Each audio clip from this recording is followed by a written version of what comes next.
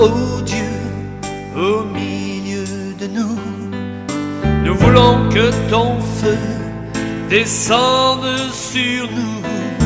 Nous voulons que ta pluie tombe sur nos vies. Nous voulons ta nuée pour nous envelopper. Nous t'élevons, ô Dieu.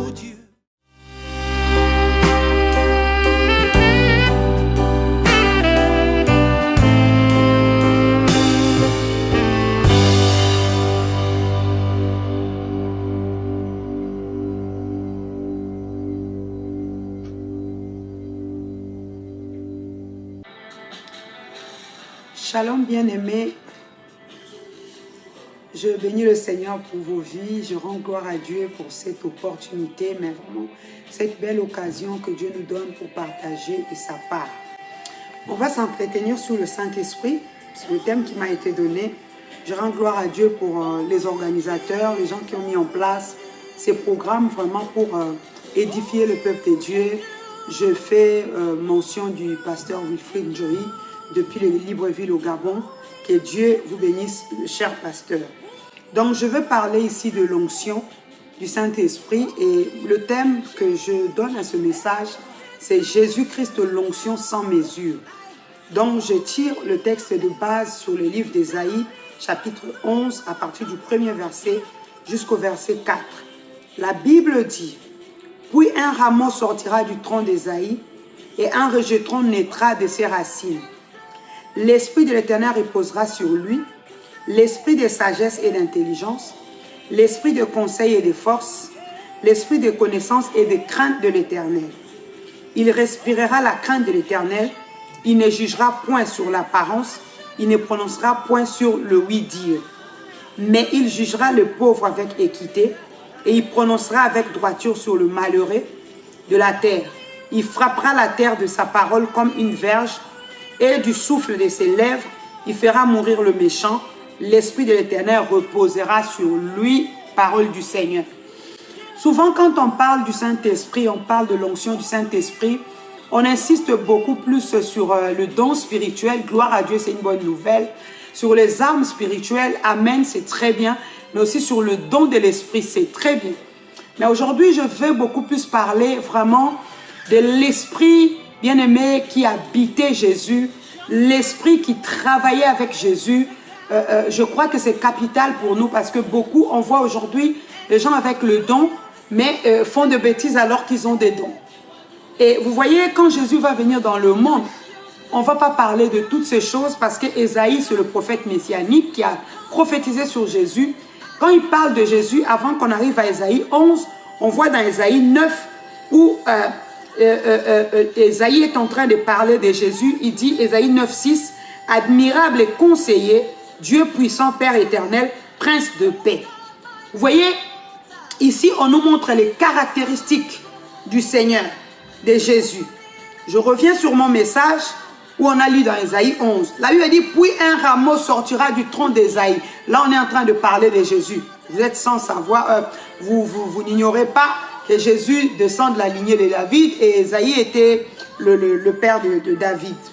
Donc, on nous montre ici quelques esprits qui étaient avec Jésus, qui ont fait que Jésus réussisse pleinement sa mission.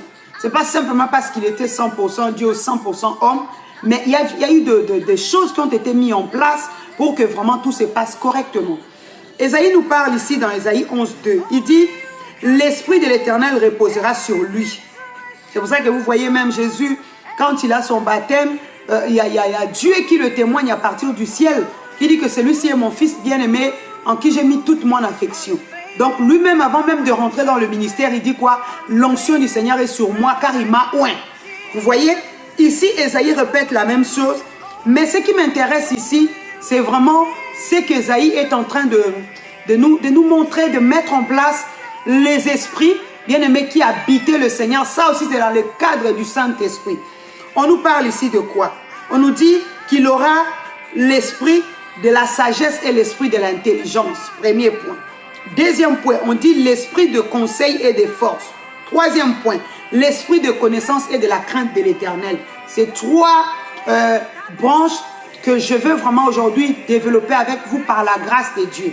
Je vais simplement nous faire comprendre que on a beau avoir l'onction, on a beau avoir le don spirituel, les armes spirituelles, mais aussi les fruits de l'esprit, mais il est très important d'être habité par ces esprits.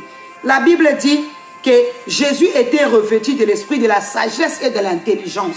C'est pour ça qu'on voit beaucoup de personnes avec des dons spirituels, mais par manque de sagesse, ils détruisent tout ce qu'eux-mêmes ils ont passé toute une vie à mettre en place. Vous savez, une maison ne se bâtit pas à cause d'argent, c'est par la sagesse. C'est pour cela que la Bible dit dans le livre des Proverbes aussi que c'est la femme sage qui bâtit sa maison. Donc une maison bien aimée est bâtie par la sagesse. Quand on veut être rempli du Saint-Esprit, on veut l'onction du Saint-Esprit, bien aimé, c'est aussi important de demander l'esprit de l'intelligence, mais aussi de la sagesse.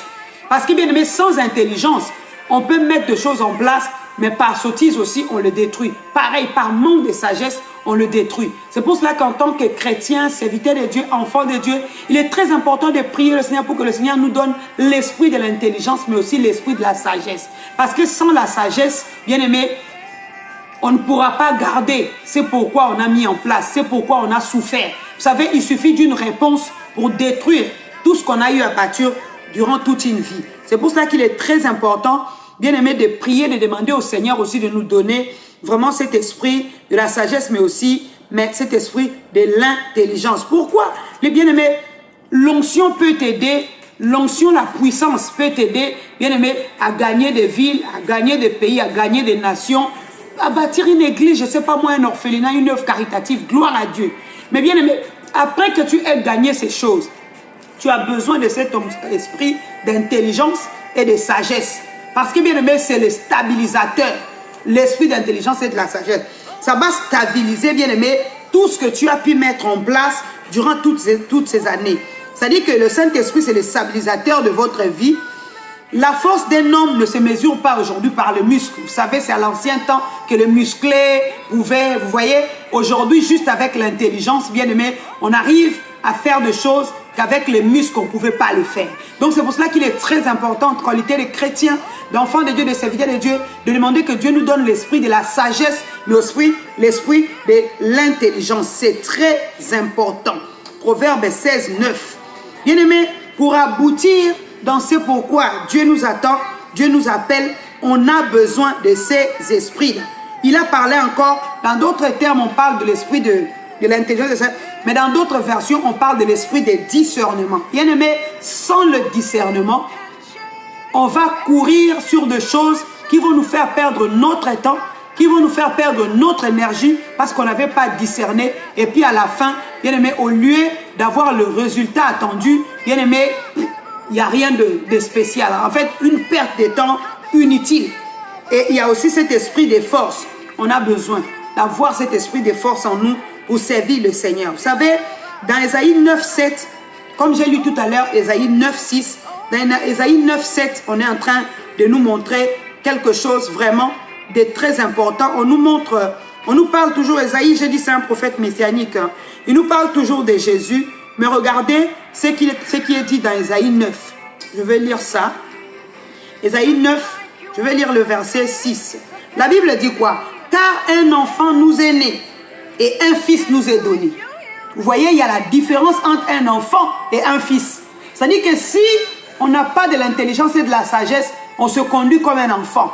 La Bible dit un enfant nous est né, mais c'est un fils qui nous est donné. C'est-à-dire que quelqu'un qui est intelligent, quelqu'un qui a de la sagesse, a atteint la stature du fils. Vous savez, la culture des Orients, bien aimé les gens des Orientaux, leur culture, quand un enfant totalise 18 ans, un garçon, on lui donne le nom de son père. Il a la signature sur tout ce qui appartient à son père. C'est pour cela qu'ici, cette parole nous dit, un enfant nous est né, mais un fils nous est donné. Bien aimé, quand il dit un fils nous est donné, on dit, et la domination reposera sur son épaule. On l'appellera admirable et conseiller, Dieu puissant, Père éternel, prince de la paix. Écoutez maintenant pourquoi un fils nous est donné. Ésaïe 9, 7. Pour donner de l'empire de l'accroissement, une paix sans fin au trône de David et à son royaume. L'affermir, le soutenir par le droit et la justice, dès maintenant et à toujours. Voilà ce que fera les ailes de l'Éternel des armées. Vous voyez, ici, ce n'est pas l'onction, je me lève, je fais tomber les gens, je me lève je tremble, je parle en langue. Non, on ne nous parle même pas de tout ça. On nous dit quoi? Pour donner le but de cet esprit d'intelligence, de sagesse, de discernement, de force, mais aussi de la crainte de l'Éternel, la mission, bien aimé, c'est quoi? C'est de donner à l'empire de l'accroissement. Donc là, on comprend qu'avec l'intelligence, la sagesse, le discernement, avec l'esprit de la crainte de l'Éternel, bien aimé, l'œuvre qu'on met en place va s'accroître. Vous voyez? Et la Bible dit une paix sans fin au trône de David et à son royaume. Écoutez, il dit pour l'affermir et le soutenir par le droit et par la justice. C'est pour cela que j'ai dit, c'est vraiment l'intelligence et la sagesse, c'est le stabilisateur. C'est pour stabiliser ce pourquoi tu as travaillé, stabiliser ce pourquoi tu es venu. C'est pour cela que Jésus, en venant dans le monde, il était revêtu de tous ses esprits. Vous voyez, il a commencé sa mission, il l'a bien achevé, jusqu'à la fin, il est parti. Vous voyez, aujourd'hui, il est parti, ça fait des millénaires. Bien aimé, on continue toujours à se référer à Jésus. On continue toujours, bien aimé, ce qu'il a mis en place, il a posé, ça continue à marcher, alors que lui-même, il est déjà parti. Parce qu'il n'a pas construit, bien aimé, quelque chose d'éphémère. Il n'a pas construit quelque chose, bien aimé, qui ne dure pas avec le temps. Il y a des gens, bien aimé, ils apparaissent comme des éclairs. De la même façon, ils disparaissent. On va entendre, c'était un grand serviteur, il a servi, mais un an, on n'entend plus parler de lui, ça a disparu. C'est pour cela que, bien aimé, pour stabiliser, pour affermir, pour, bien aimé, donner de l'accroissement, c'est pourquoi Dieu nous appelle, on a besoin de l'onction du Saint-Esprit, l'onction qui nous donne l'intelligence, l'onction qui nous donne de la sagesse, l'onction qui nous donne la crainte de l'Éternel. La Bible dit, la crainte de l'Éternel, c'est le commencement de la sagesse. Bien aimé, on ne peut pas, bien aimé, vouloir les dons spirituels, le fruit des armes de l'esprit, et bien aimé, ne pas avoir la crainte de l'Éternel. C'est pour cela que vous allez voir, les dons spirituels sont des outils que Dieu nous donne pour le service, bien aimé, mais les fruits de l'esprit, c'est ce qui est bien aimé, c'est ce qui va faire que nous puissions aller au ciel. C'est pour ça que la Bible dit, on reconnaît l'arbre par ses fruits. Montre-moi ton onction, montre-moi la puissance que tu as, mais moi ce que j'attends de toi, c'est le fruit de l'esprit que je veux voir en toi, parce qu'on reconnaît l'arbre par ses fruits.